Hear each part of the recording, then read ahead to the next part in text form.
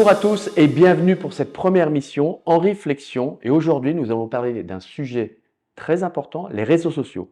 Pour partager cette émission, je suis avec Maya. Bonjour Maya. Bonjour. Et Habib. Alors Habib, qu'est-ce que tu fais? Alors, merci déjà pour l'invitation. Avec Donc, plaisir. Habib Lioun, républicain lorrain, au niveau de Ebra Media pour la partie expert digital. Et donc, je m'occupe de la publicité digitale, que ce soit pour nos clients ou la formation de nos commerciaux, parce qu'il faut rentrer dans ce nouveau monde au niveau marketing, c'est très important. Mmh.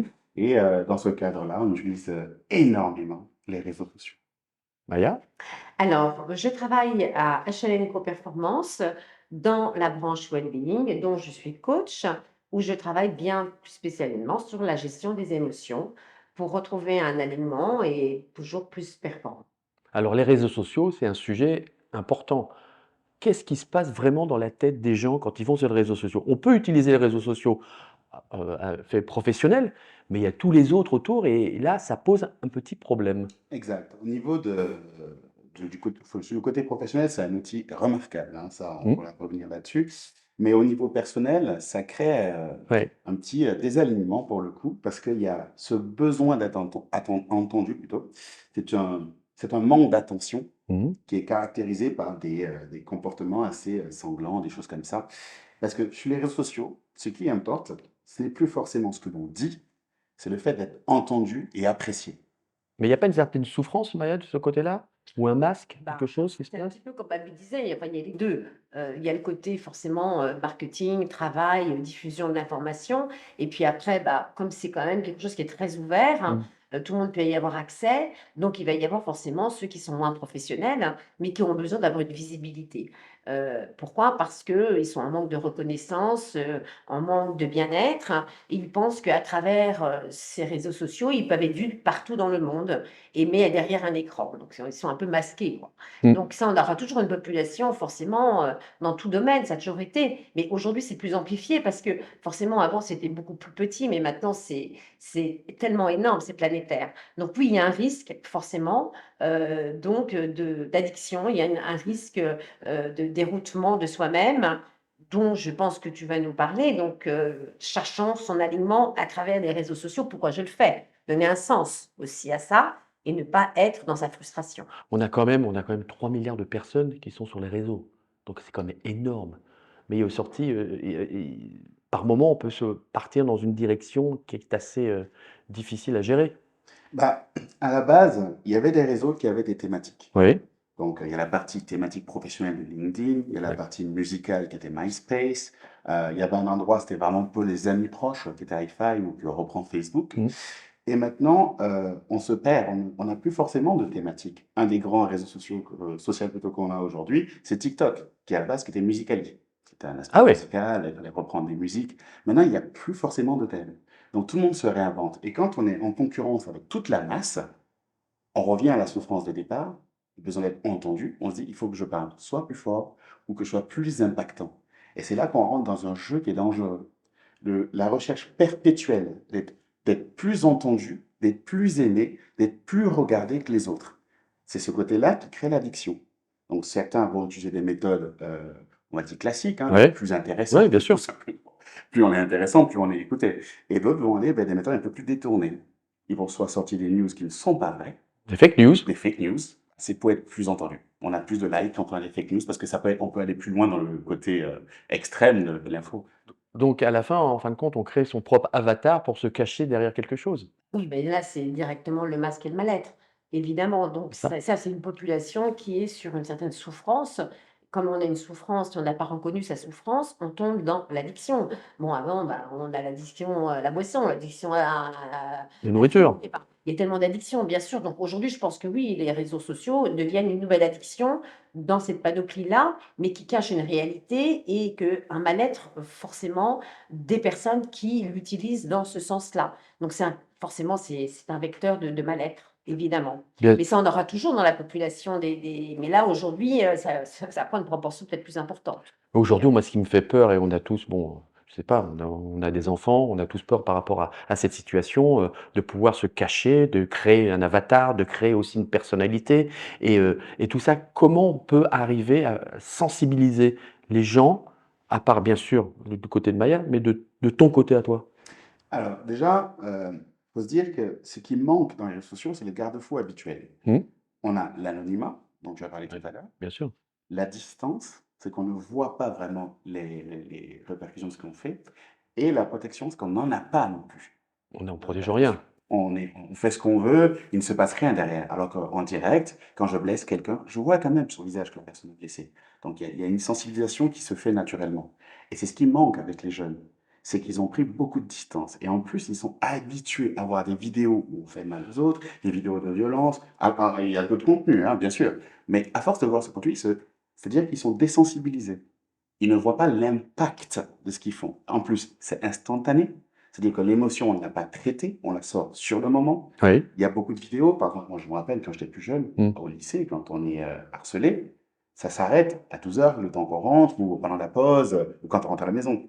Là, ça nous suffit. Ah oui, et en plus, lorsque l'on voit les jeunes, quand ils vont vraiment sur les réseaux sociaux, ça fait peur, hein, c'est entre 2 heures et 3 heures du matin.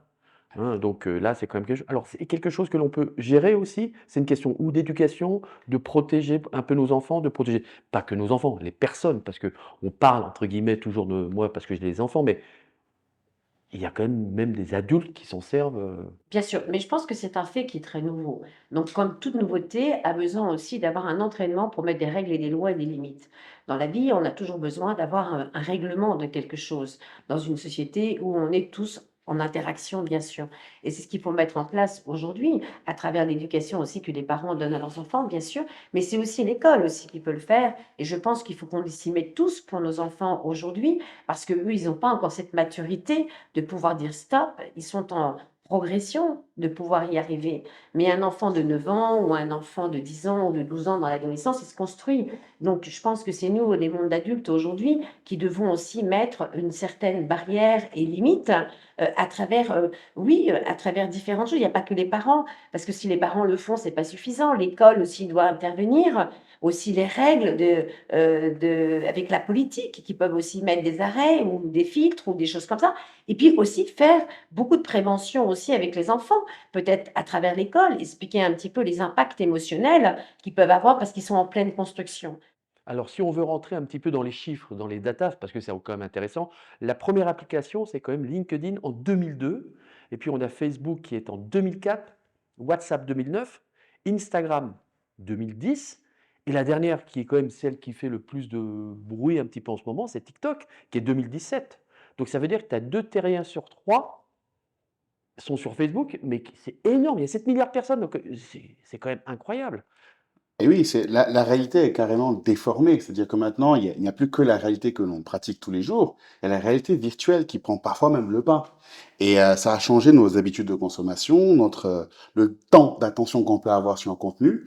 On parlait de Oui, TikTok qui arrive le dernier, incroyable. qui a révolutionné les vidéos courtes. C'est-à-dire que ça venait d'abord d'un truc qui s'appelait Vine, qui faisait 7 secondes par vidéo. Ensuite, il y a TikTok, qui a des vidéos assez courtes et qui s'enchaînent. Et à tel point que Instagram maintenant les stories, YouTube a des stories, Facebook a des stories, Snapchat a des stories. Donc, on est dans l'éphémère, l'instantané et le perpétuel. Donc, on reste en boucle dedans. Donc Maya, c'est un réel problème, en fin de compte. Ouais, je vais dire que j'ai pas envie de le dire comme un problème parce qu'autrement, on ne pourra pas du tout, acter sur quelque chose. Faut peut-être trouver un équilibre. C'est quelque chose quand tu disais ça a commencé de 2002, sur le LinkedIn. Après, tu as eu les autres réseaux sociaux qui ont évolué. Je pense que l'humain est tout le temps en perpétuelle évolution et je pense qu'il faut s'adapter beaucoup plus rapidement aujourd'hui à l'évolution. Simplement, il faut prendre les caractères des dangers, des risques et du bien-être aussi que ça peut apporter. C'est peut-être là où on doit, nous, humains, en train de se poser des questions, que ça soit pour nos enfants, mais aussi pour les adultes, parce qu'il n'y a pas que les enfants qui vont sur les réseaux sociaux aussi, il y a beaucoup d'adultes qui sont en manque de reconnaissance aussi et qui veulent se mettre et se masquer derrière un écran. Donc je pense que oui, c'est un vrai sujet où on pourrait débattre à travers des psychologues, à travers forcément aussi ceux qui les pratiquent, avoir plus de débats dessus aussi, qu'est-ce qu'ils recherchent en fin de compte pour mieux se faire comprendre et après le retransmettre aussi en éducation et qu'est-ce qu'on pourrait imposer comme limite. on ne peut pas protéger ceux qui ne veulent pas se protéger. Simplement, je pense qu'il faut mieux informer. Je pense que là, on est dans l'information, bah, justement, et dans l'information des dangers aussi des réseaux sociaux, beaucoup plus euh, ancrés et marqués qu'on le fait. Je pense qu'on n'est pas encore, parce que c'est récent. Tu vois, les 10 dernières années, on a commencé à mettre des vidéos, c'est récent. Donc maintenant, on a du recul, mais on sait que l'évolution, si elle va trop rapidement, on se crame, on se brûle les ailes. C'est comme dans tout dans la vie. Donc retrouver un équilibre d'éducation par rapport à ça, éduquer aussi bien sûr, les adultes. D'abord, hein, parce que si on n'éduque pas les adultes, ils vont pas le retransmettre à leurs enfants. Donc, on va dire les enfants, si c'est un machin, je suis pas d'accord. C'est qu'ils sont aussi pris dans un flot où, justement, il y a toute une lignée aussi qui a été pris dans un flot, puis peut-être faire un petit peu un arrêt sur image, clic, puis on va revoir qu'est-ce qu'on va reprendre les codes. Donc, remettre des codes en place. C'est tout. Savoir utiliser à bon escient tout ce que l'on doit communiquer, c'est ce qu'on est en train de faire aujourd'hui, d'être le côté positif, Voilà. aussi le côté où on peut aller chercher quelque chose de différent, mais de quelque chose aussi de positif, et ne pas utiliser pour faire ou un avatar ou quelque chose, créer une autre vie parallèle, parce qu'on en parle beaucoup en ce moment. Il est vrai qu'aujourd'hui, vous pouvez créer voilà, une autre vie, avoir énormément d'argent, et puis vous êtes n'est plus du tout dans la même direction, le partage en fin de compte.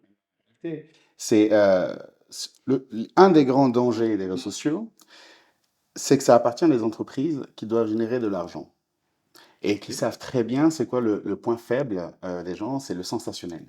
Donc, ces entreprises travaillent leurs algorithmes pour que le contenu qui soit vu, c'est le contenu qui est sensationnel. Je parle des grands réseaux sociaux. Et c'est pour ça que, par exemple, on revient sur TikTok, qui est un phénomène, c'est que maintenant les jeunes ont un trouble de l'attention. Ils ne peuvent pas rester longtemps devant un contenu, devant un film, devant un dessin animé, c'est trop long. Il leur faut leurs 2 minutes et recycler tout de suite. Et ça, c'est des comportements addictifs. C'est pour ça que les parents ont peur. Maintenant, je pense que d'autres plateformes, comme YouTube par exemple, ont des contenus plutôt intéressants. C'est que les gens vont pousser la créativité à aller plus loin. Donc, dans la sensibilisation, faut pas, faut faire plus trop négatif. exact. Exactement. Il faut différencier les plateformes et ce qu'on y recherche. Parce que souvent, un enfant, c'est ses amis qui l'emmènent dessus, c'est du contenu qu'il a vu comme ça et qu'il ne connaît pas d'autres. Positif aussi. Exact, il faut passer du temps avec eux, il faut leur montrer autre chose. Par exemple, TikTok en Asie n'est pas le même TikTok qu'on a aux États-Unis. On va pas rentrer dans le système Exact, c'est qui est un petit peu bien sûr. ces derniers temps. Donc, pour dire, la plateforme pourtant cartonne. Donc, ça veut dire que les jeunes peuvent aller chercher d'autres types de contenus. C'est à nous de mettre en avant le type de contenu. Plutôt que de dénigrer la plateforme, il faut dire, ah, est-ce que tu veux pas regarder tel TikToker qui fait tel truc qui est pas mal aussi, des choses comme ça. Peut-être jouer avec leurs habitudes pour les amener vers un contenu qui est plus intéressant pour eux. Bien sûr, bah, ça passe aussi par rapport aussi à l'éducation, comme je disais, hein. Donc, c'est éduquer aussi à la maison, à l'école, et c'est aussi national, hein. Je veux dire, les pays aussi qui se mettent aussi à un moment donné à vouloir freiner les choses. Donc, je pense qu'il y a une prise de conscience réelle. Maintenant, bah, j'espère qu'on va aller encore de plus en plus dans l'avant, dans cette maturité, pour apporter que justement cette plateforme peut apporter plutôt du bien que justement une déroute sur ça. Et c'est ce qui s'est un petit peu, ça commence en tout cas, et on en parle aujourd'hui. Donc, continuons dans cette lancée aussi d'informer. Il y a une vraie sensibilisation vraiment naturelle qui se fait autour des réseaux sociaux. Par exemple, moi, je suis issu aussi, à titre privé, de la sphère du gaming.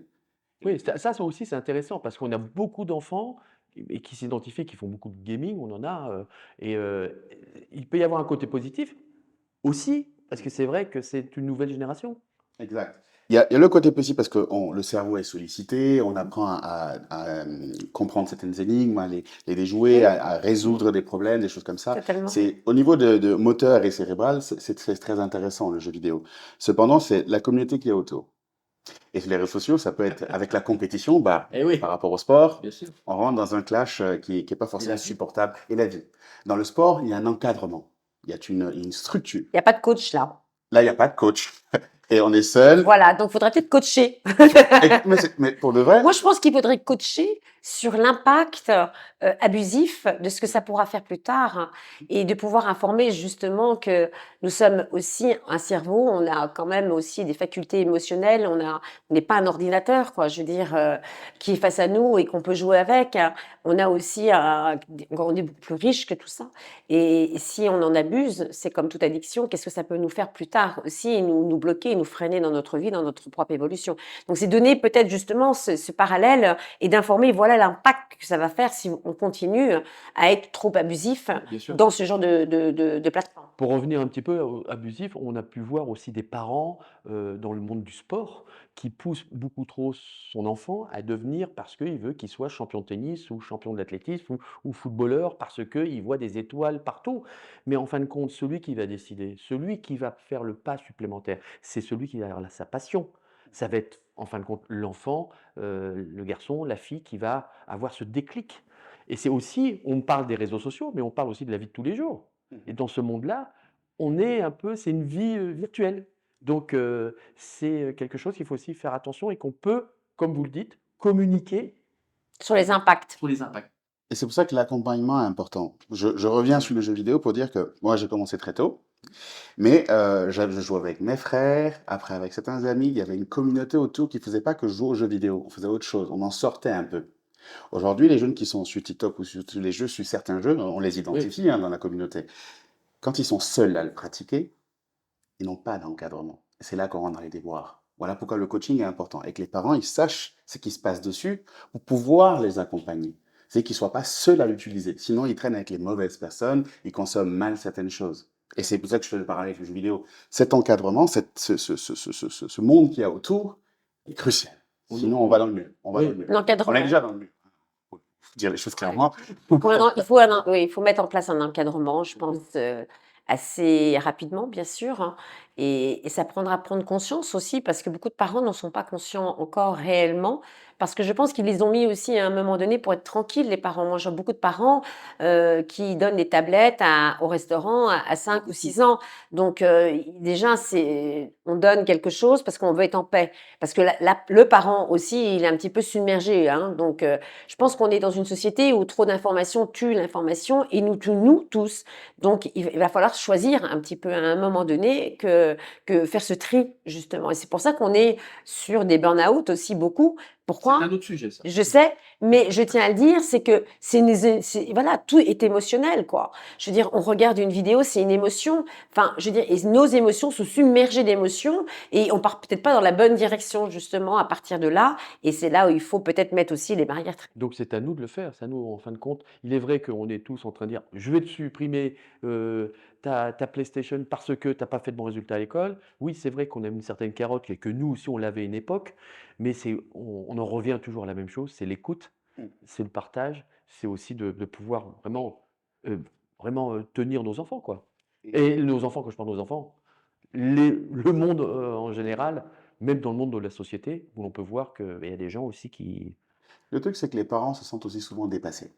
C'est-à-dire que pour eux, J'aime bien, ils oui. disent c'est virtuel, pourquoi ça a autant d'impact? Ils minimisent certaines choses. Ils disent ah ça va, t'as reçu un commentaire désobligeant, il suffit de se déconnecter. Il y a un artiste célèbre qui avait dit Ça, c'est ça. un autre problème. Il suffit de se déconnecter. C'est pas aussi simple. Quand on n'a pas grandi dedans, on voit vraiment que c'est un monde à part et que la réalité est un monde virtuel et qu'il y a la réalité qui prime. Mais quand on a grandi dedans, c'est notre réalité. Et c'est pour ça que les parents, pour mieux encadrer, doivent aussi savoir que c'est plus impactant qu'on le pense. L'effet sur le mental, le moral, l'émotionnel, la confiance en soi est dramatique. C'est-à-dire qu'aujourd'hui, il y a la partie même physique qui est fausse sur les réseaux sociaux. Il y a des filtres. Bien sûr. Il y a On le voit sur Instagram, par sur exemple. Instagram, sur TikTok, Insta. tous. Ils ont repris ces codes-là. Les informations sont parfois fausses. Les gens s'inventent des rôles, l'avatar dont tu parlais. On n'est plus vrai parce qu'on n'est plus en accord avec Là. le vrai soi. Alors là, on passe dans un autre domaine, qui est plus le domaine de Maya, qui est le masque. C'est quoi le masque? Donc généralement, on prend un masque pour aller faire la plongée. hein, Ouais. pour, je sais pas, faire autre chose, un masque pour, faire mais là, un masque, son propre masque. Bah, on est tous un peu masqués en fin de compte, hein. Ça fait partie aussi, dès notre petite enfance, on va commencer à parcourir notre vie et le chemin d'une vie, il faut bien pas n'oublier que on va parcourir notre vie par rapport à nos émotions. Nos émotions, c'est ce qu'on va imprimer aussi en programme et en mémoire de quelque chose. Donc quand on arrive à la vie, ben, forcément qu'on n'est pas dans la maturité d'un homme de 40 ans ou de 30 ans et donc on va mettre des masques émotionnels inconscients de protection par rapport à certains comportements qui vont fonctionner d'ailleurs à la maison. Et donc, ces masques émotionnels, c'est pas nous. Donc, forcément, il va falloir plus tard les libérer, ces masques, parce qu'ils vont nous rattraper. Donc, ça, c'est un autre sujet, certes. J'en viens à dire que, justement, quand on est très jeune, moi, je reçois des parents qui me disent, mon enfant est infernal, à 5 ans, c'est lui qui gouverne la maison, je le punis, je fais tout ça, mais ça marche pas. Je dis oui parce qu'il y a une connexion que vous n'avez pas faite avec votre enfant. C'est l'écoute. C'est l'écoute et pas lui expliquer. Donc, ça veut dire que les parents aussi sont submergés, donc ils sont plus à l'écoute de leurs enfants. Et je leur dis, vous savez, il suffit que vous l'écoutez et vous lui expliquez qu'est-ce qui est bien ou mal. Mais on prend plus le temps d'expliquer non plus les choses, avec un vocabulaire de l'enfant de 5 ou 6 ans, bien sûr. Et si on prend son temps, et ça marche très bien d'ailleurs, cette méthode, c'est de savoir, tu dis, tu as le droit d'être en colère. Mais par contre, si tu as le droit, qu'est-ce qui se passe? Donc, il y a un échange entre le parent et l'enfant pour Là, pas qu'il sache que la colère va pouvoir manipuler les parents, pardon. L'enfant, il sait pas qu'il manipule. Mais s'il garde ce masque de manipulation, il le gardera plus tard parce que ça fonctionne d'une manière ou d'une autre. Donc, ça veut dire que oui, il y a tout un schéma ici qu'il va falloir bien comprendre. Et je pense qu'aujourd'hui, on est très aidé quand même parce qu'il y a eu beaucoup de recherches qui ont été faites au niveau du comportement, au niveau de l'écoute, avec des scientifiques, avec des gens extraordinaires qui ont maintenant 20 à 30 ans de recul dessus et qui ont fait des expériences sur le comportemental. Et que maintenant, on devrait quand même beaucoup plus s'en servir. Et même aussi le faire avec les professeurs à l'école, de faire d'avoir au moins un programme de psychologie sur le comportement aussi de l'enfant et comment parler aussi aux enfants, comment les écouter. Un mal-être, c'est OK, on peut très bien avoir un mal-être et on a raison de l'avoir. Mais par contre, on doit pas le garder. Donc, exprimer son mal-être pour pouvoir trouver que qu'est-ce qui se cache derrière ce mal-être. Mm. D'accord? Et de pouvoir en parler, ça fait du bien. Et aujourd'hui, on n'écoute plus. Donc, qu'est-ce qu'on fait? On va se mettre derrière un écran parce qu'on va se remettre encore un masque encore plus grand et que mon mal-être, je vais le projeter dans cet écran-là et que c'est une boule sans fin en fin de compte, de bien comprendre que l'humain, il va passer par des moments forcément de frustration, des moments de mal-être et d'incompréhension. Ça fait partie de notre vie. Mais par contre, pourquoi je suis comme ça? Posons notre question à nous-mêmes aujourd'hui aussi et sur de l'information de dire c'est normal de pouvoir l'être, mais attention, faut pas y rester quoi. Autrement, on reste dans ce mal-être et on le perpétue peut-être aussi sur tout cela. Donc la Bible, c'est de comprendre qui on est finalement. C'est à l'écoute. exact. Être à l'écoute et de pas faire, avoir un monde virtuel, se créer une vie en parallèle pour pouvoir ça peut être amusant par moments quand on fait des jeux qui sont, c'est parfois aussi intéressants. On va pas revenir à Dora l'exploratrice quand même, hein? On l'a tous vécu avec nos enfants. C'était un grand moment parce qu'on apprenait quelque chose ou pas. Mais, en tout cas, c'est ce monde les réseaux sociaux, on peut quand même l'utiliser Bien sûr. du côté positif quand même. Et éducatif. Bien sûr, je vais aborder la partie positive, mais avant, je veux juste un élément qui est très important, c'est ce côté, quand on parlait de masque, il y a aussi le fait de croire que l'herbe est plus verte ailleurs. Et c'est pour ça que, par exemple, les influenceurs, on le vend en poupe. On a l'impression qu'eux, ils vivent vraiment comme ça. Quoique maintenant, on trouve des désinfluenceurs. Exactement. Et plus loin, les pouvoirs publics ont acté. C'est-à-dire que maintenant, Ouais. les influenceurs vont être un peu plus régis. Il y a certaines choses qu'ils ne peuvent pas faire, des pubs sur certains sujets, que ce soit les paris sportifs, des choses comme ça. Et aussi, les choses sont organisées pour qu'il n'y ait pas ce déboire, parce que les enfants pensent que c'est la vraie vie que les autres vivent. Et oui, mais c'est ça. Et ils se disent, il faut que je sois comme ça, il faut que, je vois, à 18 ans, j'ai 3 000 € par mois, que je flambe dans telle chaussure qui fait 2 000 €. Mais tout ça, c'est fictif. Donc, il faut ouvrir les yeux là-dessus. Alors, maintenant, en parlant des influenceurs, on va dans le côté qui peut être positif. Là, je vais rentrer dans le business maintenant. Par rapport à nos clients qui, pour le coup, bien sûr. en outils professionnels, je pense que le digital et les réseaux sociaux sont imbattables. Avant, je me rappelle, pour faire de la pub digitale, il fallait aller voir chaque site demander, voilà, c'est quoi vos tarifs, c'est quoi vos formats, c'est quoi les contraintes, quel public vous avez. Bah, eux ne savent pas trop le maîtriser, ils n'ont pas forcément de plan économique qu'ils ont travaillé, donc les prix fluctuent, on ne sait pas qui on va atteindre avec notre publicité. Alors que là, on a des plateformes communes, Mmh. un grand monde, Ouais. les formats sont les mêmes, on a beaucoup plus de possibilités, et en plus, on peut cibler les personnes qu'on veut atteindre. Mais c'est un outil de prospection incroyable, incroyable. Et ça, c'est un aspect positif par rapport au commerce. Ah Et bah, bien c'est clair. sûr, ça pollue pas l'espace public. C'est évident. Moi, je sais, je le vois sur LinkedIn, par exemple, ça m'apporte énormément de réseaux, énormément de contacts. Ça, c'est important. Ça, c'est le côté positif de cette. Bien sûr, bah, comme je dis, dans tout, il y a toujours un côté positif et négatif. Ce qu'il faudrait, c'est que le côté négatif ne prenne pas l'ampleur sur le côté positif. Donc, c'est de retrouver cet équilibre-là. Mm. Il y aura toujours du 50-50 dans tout dans la vie, mais il ne faudrait pas que ça devienne 80 négatif et 20% productif pour justement le business et pour tout. Donc, retrouver cet équilibre. Il y aura toujours une marge toxique dans quelque chose. De toute façon, ceux qui veulent y tomber, ben, ils tomberont. Qu'est-ce qu'on peut faire? Ils vont se relever peut-être plus tard et comprendre que c'est peut-être pas la bonne direction. Donc, c'est pour ça, c'est informer, de pouvoir utiliser peut-être cet outil à bon escient et de pouvoir même le faire aux jeunes qui peuvent peut-être retransmettre des beaux messages aussi entre eux, mais pas dans l'agression tout le temps et toujours dans quelque chose qui est trop virtuel et qui n'est pas existentiel.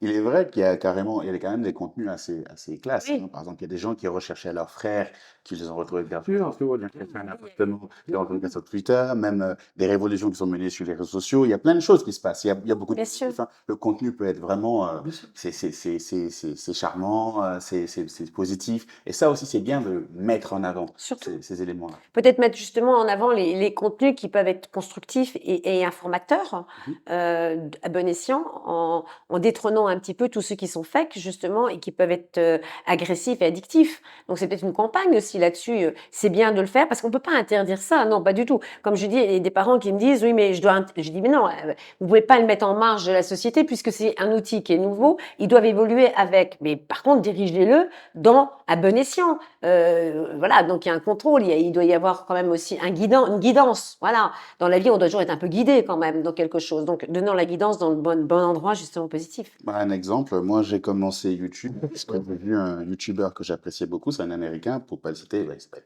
Vsauce, il est très Là, faut connu. pas le citer. Voilà. C'est la petite phrase. Mais en fait, il fait du contenu un peu comme E égale M6. Oui. Après, c'est assez drôle, hein, parce qu'il se pose des questions qui n'ont aucun sens. Genre, par exemple, qu'est-ce qui se passerait si tous les humains sautaient d'un coup? Qu'est-ce qui se passerait? Et il fait une étude, mais vraiment scientifique, mais super Oui. poussée sur des questions Oui. existentielles. Et ça m'a plu, le niveau de recherche qu'il faisait, comment il montait ses Ça, c'est vidéos. intéressant. Exact, comment Bien il gérait sûr. le son. Et c'est comme ça que je suis rentré dedans. Donc, il y a des contenus vraiment plaisants Bien et sûr, bien sûr. enrichissants sur les réseaux sociaux. Et Faut les que tout tester. le monde peut avoir accès aussi, qu'avant, il y avait peut-être une minorité qui pouvait avoir aussi Mm. accès à cette évolution de la vie. Donc aujourd'hui, je pense que n'importe où on est dans le monde, on peut avoir l'information est en évolution. Donc ça fait partie totalement de l'humanité. Donc voilà, donc sachons faire le tri aussi à partir de là et prenons ces socles-là pour pouvoir nous apporter de la connaissance, de la guidance, de la bonne information et de faire quelque chose de bien avec. Alors, pour terminer, Maya et Habib, quelles sont les résolutions? Le côté positif de cette première émission en réflexion sur les réseaux sociaux. Ah, c'est un vrai sujet quand même, hein. On pourra en parler pendant 2 heures. Il y a un moment, C'est pour ça qu'on en a parlé quand même. Je pense que ça va peut-être, oui, bon, je pense qu'on peut en parler encore des heures, mais je pense que oui, c'est un sujet actuel. Je pense que c'est un très bon sujet qui peut être encore plus développé. Mais voilà, on a fait notre partie aujourd'hui, quoi. Hein, Habib, qu'est-ce que tu en penses? Bah, c'est clairement. Franchement, Et les questions étaient bonnes aussi, hein, oui. Hein. je pense que c'est ce qu'il faut faire. Il faut vulgariser le Ouais. sujet pour que les parents se sentent concernés, pour que les enfants se sentent entendus. Et moi, pour le coup, je pense que c'est un outil fabuleux. Parce que les contenus que je regarde dessus me permettent d'en apprendre plus Bien. dans tous les domaines. Toujours. Dès que j'ai un souci, je vais sur YouTube, je regarde, j'ai la solution. Bien Des choses comme sûr. ça, par exemple, Voilà. c'est Donc, exceptionnel. positivons plutôt le côté, je veux dire, de tout cela pour pouvoir ne pas parler trop des fois aussi du négatif, mais mettre forcément des barrages et peut-être, comme on disait tout à l'heure, des lois, on met des choses en place. Plus on parle du positif, plus peut-être ils vont être amenés à les chercher aussi, donc plus d'informations là-dessus. En tout cas, je vous remercie tous les deux. Merci Maya, merci Abby pour cette première émission en réflexion sur les réseaux sociaux. Ça a été fantastique. Je vous donne rendez-vous pour la deuxième édition qui sera bien sûr sur un autre thème qui va être le burn-out. Ciao.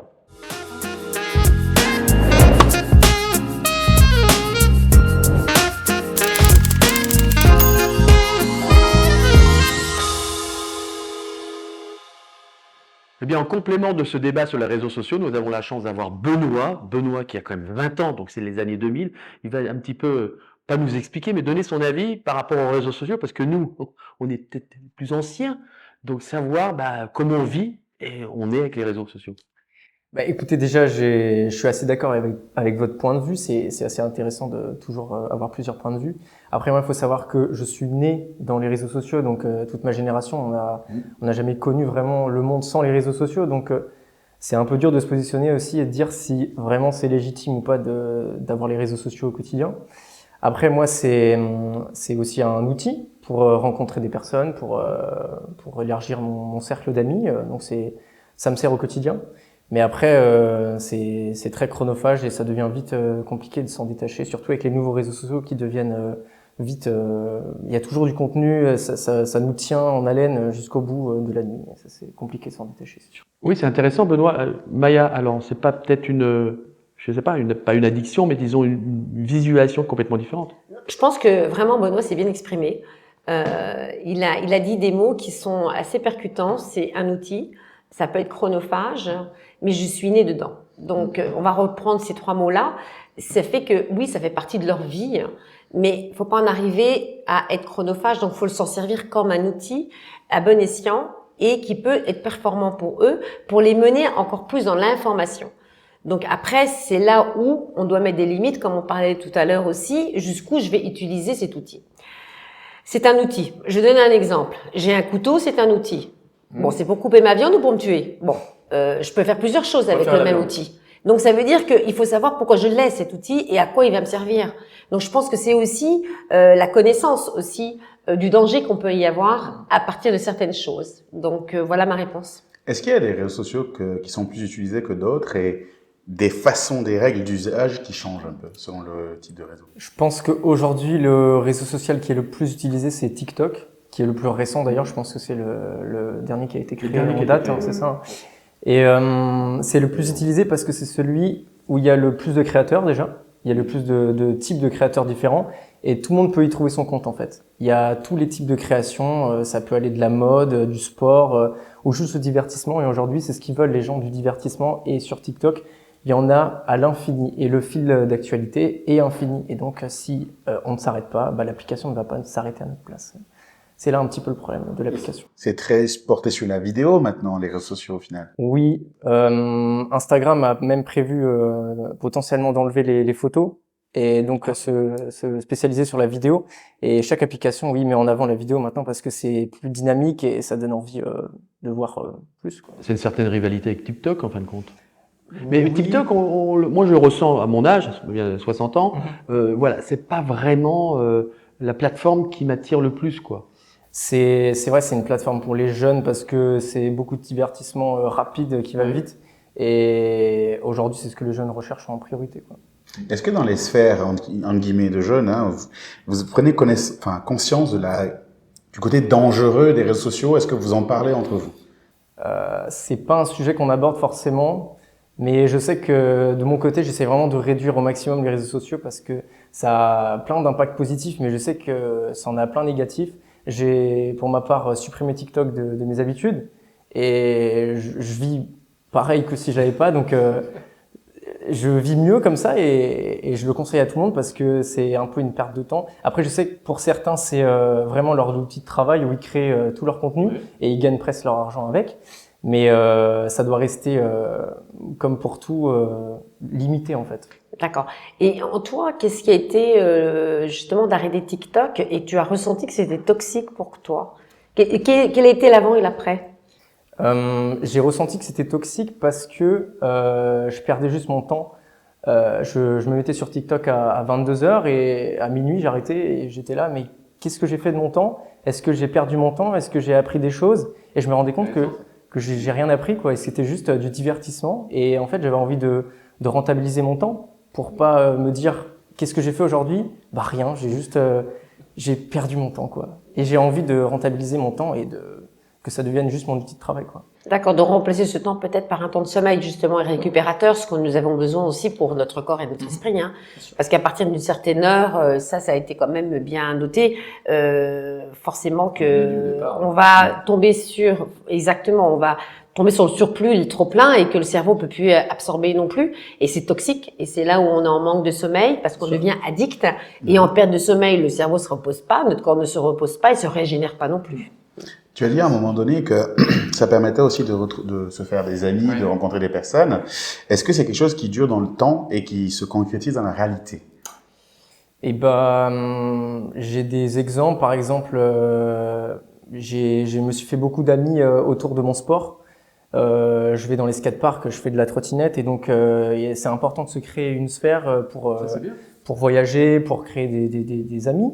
Et c'est des amis que j'ai toujours aujourd'hui et que je me suis fait grâce aux réseaux sociaux. Donc j'aurais pas pu me le faire autrement, juste en allant en skatepark et en discutant avec les gens. C'est des personnes que je suis allé voir dans des skateparks et qui m'ont aidé à créer ce groupe d'amis, quoi. Et peut-être là la solution au final, c'est Mais d'avoir c'était cette communauté. Bien sûr, la communauté, c'était le début au départ des réseaux sociaux, c'est de pouvoir créer une communauté, contacter d'autres personnes, grâce à sa passion ou grâce aussi que ce soit le sport, que ce soit l'art, que ce soit.